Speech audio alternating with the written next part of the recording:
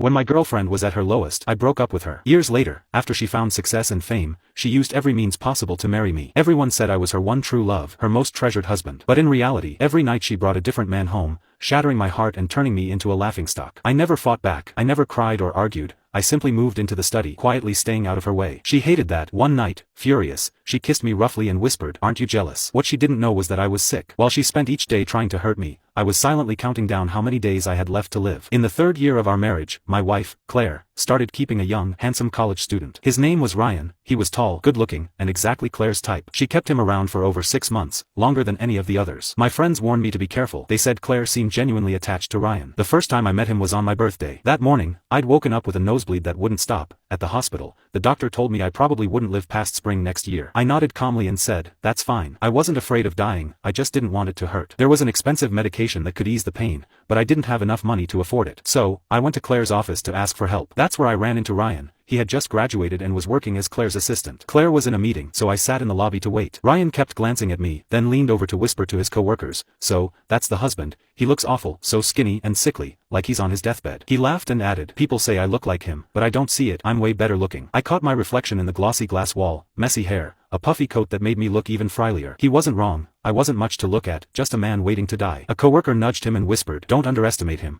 If he cleaned up, you wouldn't even compare. And don't forget, Claire loves him. If you piss him off, she'll destroy you." Ryan wasn't convinced. He rolled his eyes and smirked. He brought me a cup of tea and asked mockingly, "So, Mr. Baker, why is Claire making you wait so long?" "It's weird, whenever I stop by, no matter how busy she is, she always makes time for me. She says I'm her priority." He smiled smugly, and for a moment, I saw a bit of my younger self in him. I thought about it. Claire did treat Ryan differently. She'd had countless lovers over the years, using them as pawns in her game to provoke me. Every night, she brought home someone new, testing my limits. But she never kept them around for long, a day or two, maybe a week. She always got bored quickly. Ryan, though, was different. She spoiled him. She took him out to dinner, shopping, and movies. They acted like an ordinary, happy couple. She gave him money, but she also gave him affection. I looked at him and smiled gently. "If you're so important to her, why settle for being her dirty little secret? You should convince her to divorce me and marry you instead." Ryan's expression darkened instantly. He glared at me, his voice shaking with anger. "You're the one who's useless here. You only got to her first. But now, you're old, you're ugly. What could you possibly offer her?" His coworker hurried over, pulling him away,